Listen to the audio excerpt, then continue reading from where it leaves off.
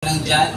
At babasahin naman natin ang sa chapter 1, verse 4 hanggang 5. Ayan. Sige po. Sabay-sabay po natin basahin. Nilagay ko na po dito sa ating PowerPoint. 1, 2, 3. In Him was life, and the life was the light of men. The light shines in the darkness, and the darkness has not overcome it. Tayo mo na lang. Tuloy na pinupuri ka namin sa iyong patuloy po kami nagpapasalamat dahil Lord, alam namin kasama ka namin sa umagang ito, Lord God. And as we listen and study your word, dalangin po namin kumilos na po sa iyong dakilang kaparaan. Ikaw po ang magbukas ng aming pangunawa. Maging Lord God, ang aming mga puso na patuloy na tanggapin ng buong Lord, pagpapasakop at pagpapasalamat ang bawat matututunan namin sa iyong salita. At Lord, yung aming pong aim, Lord, na mas makilala pa namin ang Panginoong Kristo. Makita namin ang kanyang beauty. At patuloy, Lord, na mabuo sa amin, Lord, yung pagmamahal, Lord God, sa kanya, Panginoon, na kanya po hinihingi sa bawat isa. Lord, patuloy niyo pong pagpalain ng iyong abang lingkod. Patuloy, Lord, na aking pong ahayag na may katotohanan, Lord, at katapangan ng iyong mga salita sa umaga ito. Salamat po sa iyo po tinitiwala ang lahat. Ito ang dalangin sa pangalan ni Jesus. Amen at amen. Sige po, makakaupo na po tayo lahat. Ayan. So, last week ay nagsimula po tayo sa bago nating pinag-aaralan na libro. Ito ay sa Book of John. Ayan. Sabi nga, nung nagkakwentuhan kami nung last Wednesday, ayan, talagang nahabaan sila sa introduction. Kasi mahaba doon yung introduction, wala pang mga puntos. Pero nung pumasok naman na tayo sa mga puntos ay naging okay naman na. Pero marami tayong natutunan last week.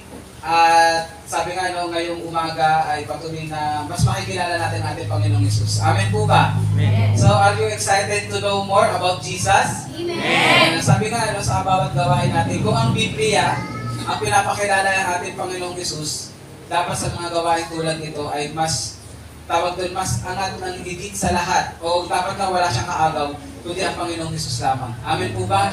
Kaya ngayong umaga, ayun pa rin po ang ating aim na makilala natin kung sino nga ba ang ating Panginoong Hesus sa pamamagitan po ng pagtuturo ni Apostle John. Amen po ba? Handa na po ba ang bawat isa? Amen. So sabi nga po, last week, nakita po natin na nagsimula po ang Book of John, hindi po sa panganakan ng Panginoong Hesus. Amen? Pagkos, pinakilala sa atin ang ating Panginoong Hesus ay nagmula pa sa eternidad. Bago pa nagsimula ang lahat, siya ng Diyos at siya ay Diyos. Amen po ba? Amen. At ngayong umaga naman ay patuloy na ipapakilala sa atin ni Apostle John kung sino ang ating Panginoong Hesus. Kundi, nilagay ko dyan, sige parents, yung ating pamagat ay 2 N.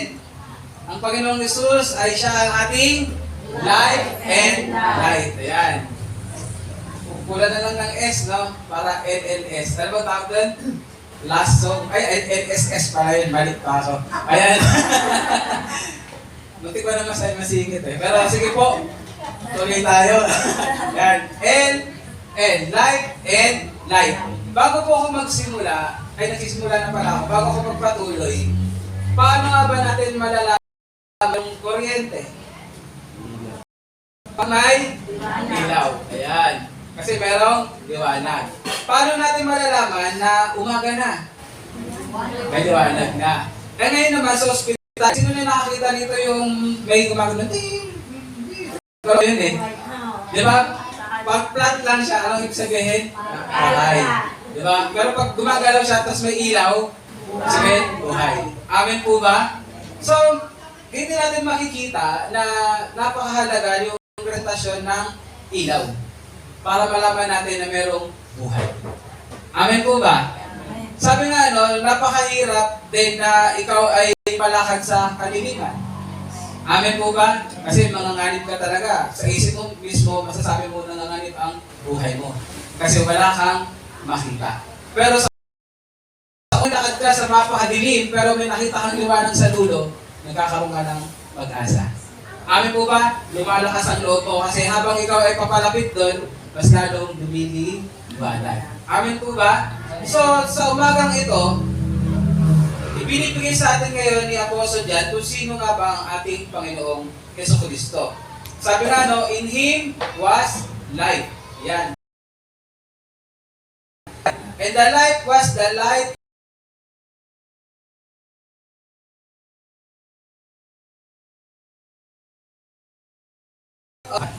Amen po ba? So, dito, kinokonect ni Apostle dyan kung ano nga ba yung sinatawag na light and light.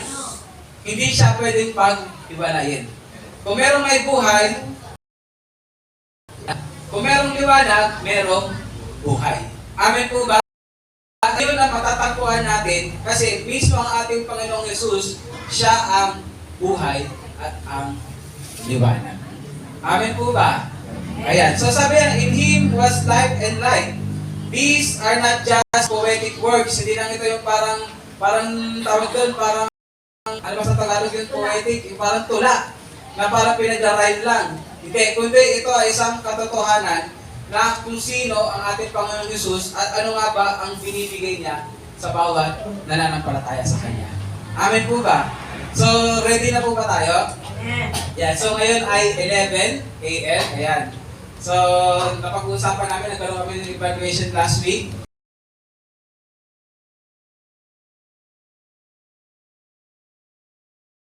Pero pagtapos ko mag-preach, naririnig ko, medyo ayan. Siguro na. Pero sige, mapapahit talaga naman. Tuloy tayo. Sabi nga po, tayo ngayon ay nabumuha ng confusion. Amen? Bakit confused ang mga tao? Kasi ang hindi. Amen po ba? Sana na pinapakita ang tama. Minsan naman, ang tama ay pinapakita ang baluktot. Amen po ba? So, maraming tao ang confused. At marami rin ang broken. Ayan, pag sinabing broken, parang ang lahat nakaka-relate. Gustong gusto, Pero sabi nga, itong passage na ating binasa ngayon, napakahalaga nito. Confusion about sin and marami po ang broken. Ibig sabihin, itong mga bagay na to, confusion, sin, and brokenness, ibig sabihin at tayo ngayon ay namumuhay sa sin o darkened world. Amen po ba? Sabi nga yung balita na yun kay Charles ba? Charlie Kirk. Ayan si Kirk ay isa lang naman po ang dahilan. Ayaw nila sa katotohanan ng tinuturo ng Diyos. Kasi sa tuwing pong si Charlie Kirk ay pupunta sa mga university, kasi siya ay nagtuturo sa mga university. Ang style niya po ay una, magpipreach muna siya, mag-share siya ng Word of God ng salvation, then pagtapos nun, papasok na ngayon yung debate. Ayan. Kung sino gusto makapag-debate sa kanya, nakaupo lang naman siya. Kaya nga po, sinabi ko sa nabasa ko, ay napaka-vulnerable niya. Bakit? Kasi ito lang yung ito lang yung lamesa, nakaupo lang siya. Ang bodyguard niya, nunguli lang na siya nagkaroon ng bodyguard, nasa likod. Wala sa suot na tawag ko yung mga pangalag. Pwede bumaril sa kanya, sumaksak, wala. Talagang open lang siya. Bakit? Alam ko yung sa puso niya na okay lang mamatay basta kay Kristo. Amen. Sinasabi niya rin yun. Mapapanood din natin sa mga reels kasi naglalabasan talaga yung mga reels na ngayon. Pero tingnan natin ano ba yung pangyayari doon. So sobrang darkened ng puso ng mga tao na ginagamit ng Lord ang buhay ni Charlie para maliwanagan. No? Grabe. Talagang pinipigilan ng kalaban. Yes. Dumating po yung time na yung 22-year-old na yun na estudyante, yan, ay kanyang in-sniper si Charlie. Yan. At tinamahan po siya sa leeg. Sabi siguro ng iba, bakit namatay agad? Kasi leeg lang naman. Ang nangyari po kasi, kung saan po yung dumadaan yung hangin at yung maraming dugo. Kapag yung, kumbaga sa baboy, pag nakakatay ng baboy bro, doon lalaslas. Ganun po yung nangyari. Yung air passage at yung vein na yun, doon po. Kaya talagang wala pong tawag doon pag-asa na mabuhay. So, ganun pinipigilan ng kalaban na hindi dumating ang liwanag sa mga kabataan. Amen?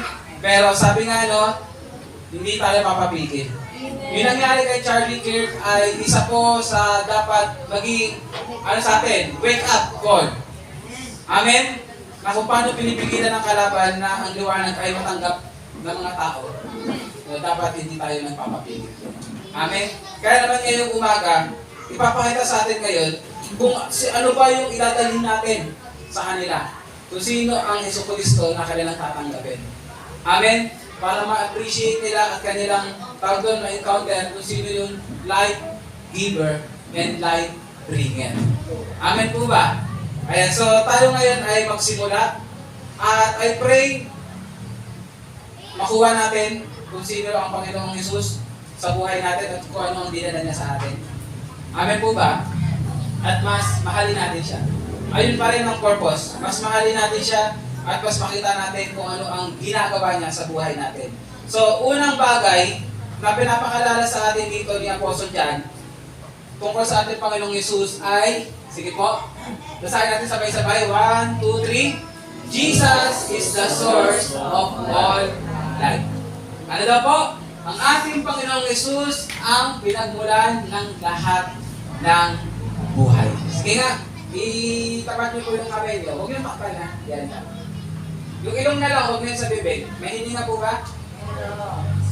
Yan. Alam niyo po, bakit tayo merong hininga? Dahil yan sa Panginoong Jesucristo. Hindi po yan dahil sa doktor. Hindi po yan dahil sa magulang mo. Hindi rin yan dahil sa'yo. Ako nga ay na-bless nung narinig ko kay Sister Maris yung sinabi niya na choice natin ang pagtulog. Pero choice ng Lord kung gigisingin ka pa. Amen? So ano ibig sabihin nun? Kung ikaw ngayon ay may hininga, patuloy na humihinga, at lahat ng tao nakikita mo dyan na may buhay, kung bakit sila may hininga pa, dahil yan sa Panginoong Jesucristo. At kung paano naman ang mga pinapanganak ng mga bata, o kahit nasa sinupupunan pa lang ay tumitibok na, ang lahat ng yan ay dahil sa Panginoong Jesucristo. Kung wala ang Panginoong Jesucristo, walang buhay. Ano po ulit? Kung wala ang Panginoong Jesucristo, walang buhay. Kaya nga, mapakahalaga ng ating Panginoong Jesucristo. Dahil nandiyan siya, dahil siya ang pinagmumulan ng lahat ng buhay. Ano po ba? Sige po, pasok tayo sa ating mga puntos. Ayan. Oh, medyo madami. Pero hindi naman po natin pakatagalin. Sabi nga, no, in Him was life. Anong ibig sabihin nito? Jesus is the giver of life because He is the source of life itself. Ang isang tao, parang ganito lang yung sinasabi, hindi mo kayang ibigay kung ano ang wala ka. Amen po ba? Halimbawa, may nanghingi sa'yo. Pengin namang cellphone. Wala kang cellphone. Wala kang magbibigay. Amen po ba? Pero ang maganda, ang ating Panginoong Hesus, siya ang nagbibigay ng buhay kasi siya mismo ang pinagmumulan ng buhay. Amen po ba? Kung titingnan natin maigi, in Him was life, kasi ang Panginoong Hesus mismo ang pinagmumulan ng buhay, kaya kaya niya itong ibigay. Kaya niya itong ipagkaloob. At hindi ito isang bagay na mahirap sa Kanya. Amen? Kaya nga tawag doon, napakahalaga na malaman natin ay pagpasalamat natin na meron tayong buhay at hindi nga ngayon dahil sa ating Panginoong Jesucristo. Kaya pag-isip mo hindi na siguro bawat umaga sa bawat pagtulog ko at pag nagising ka, magpasalamat ka. Amen. Amen po ba? Can you say, Lord, thank you sa patuloy na buhay. Sige, sabihin niyo po, 1, 2, 3. Ayan. So, we are talking about physical. Una yun. Sabi nito, physical life was created by Him. Napag-aralan natin yan sa John chapter 1 verse 3. Pero alam niyo ba, maging yung buhay, no, spiritual life flows from Him.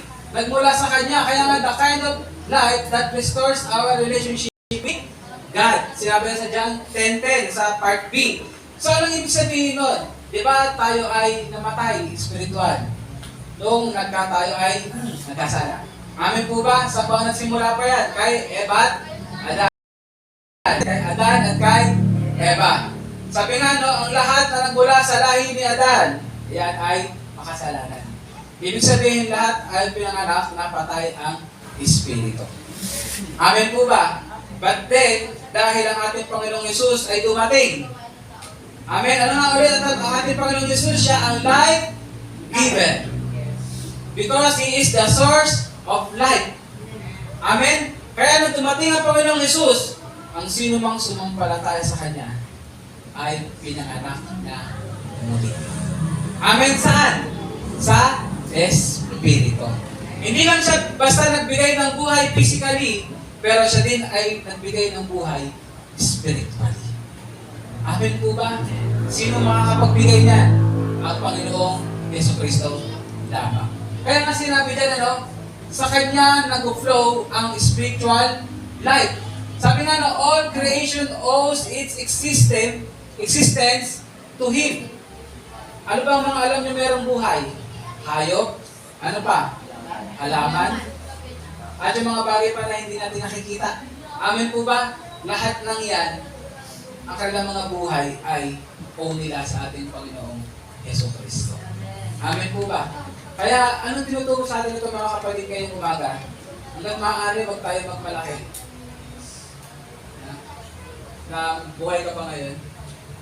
Kasi ang lahat ng ito ay biyaya ng Lord sa atin. Biyaya ng mabuti at magpagmahal na Panginoon sa atin.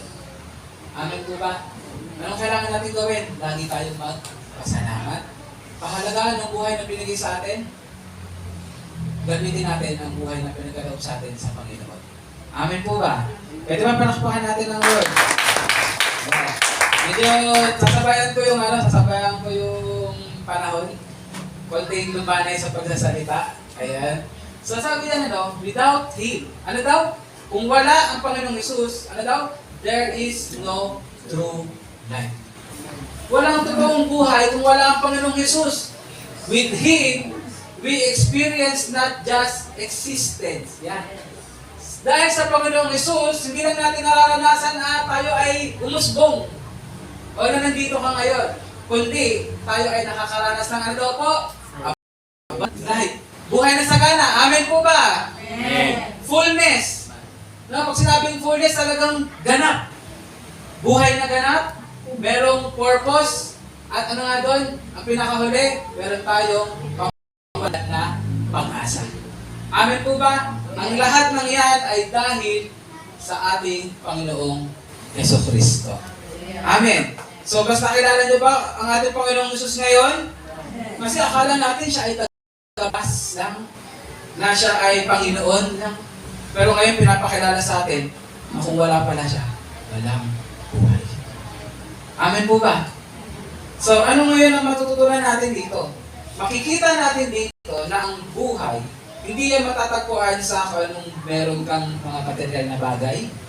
Amen? Kasi di ba yung iba, buhay pa parang patay na eh. Kasi walang pag-asa, wala akong career, wala akong mga bagay na material, akala nila doon iikot ang buhay ng tao eh. Pero hindi nila nakita na ang buhay ng tao ay dapat umikot sa pinagmulan nito, sa Panginoong Hesus. Kaya true life cannot be found in material things or any achievements. Amen? It can only be found in our Lord Jesus Christ. Amen.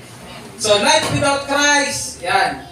Life without Christ. Maraming mga tao na parang wala sila sa Panginoon. Makikita natin na parang busy sila.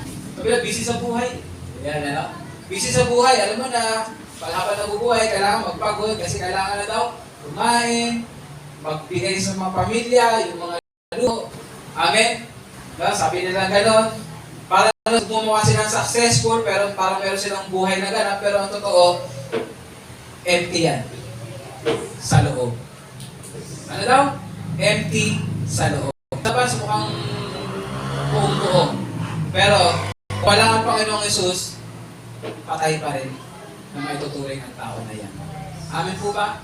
Kasi hindi lang tayo dapat buhay physically, we should also be spiritually.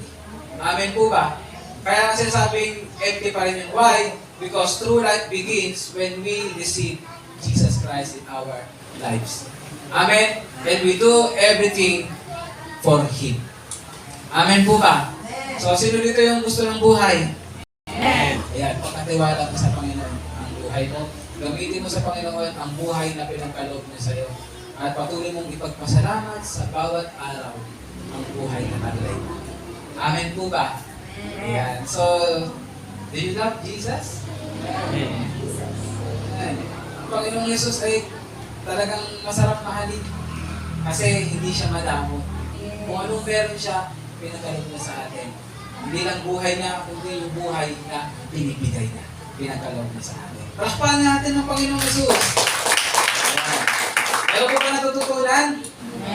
Ayan, so number 2 tayo ngayon. Number 2, basahin natin. 1, 2, 3. Jesus is the light of humanity. Ang ating Panginoong Yesus ang ilaw ng sangkatauhan. So sinabi dyan, the light was the light of men. Yan. Ang buhay na tagay ng Panginoong Yesus, ito ang ilaw ng sangkatauhan. Anong ibig sabihin nun? Ito po. This means that the light Christ gives illuminates our darkened hearts. Sabi nga po, no, ang Panginoong Hesus, hindi lang siya nagbibigay ng buhay, kundi yung buhay niya ang siyang ating liwanag. Amen po ba? So, kapag merong liwanag, ayan, Kuya Renzi, pakipatay na yung ilaw dito sa akin. Kunwari lang.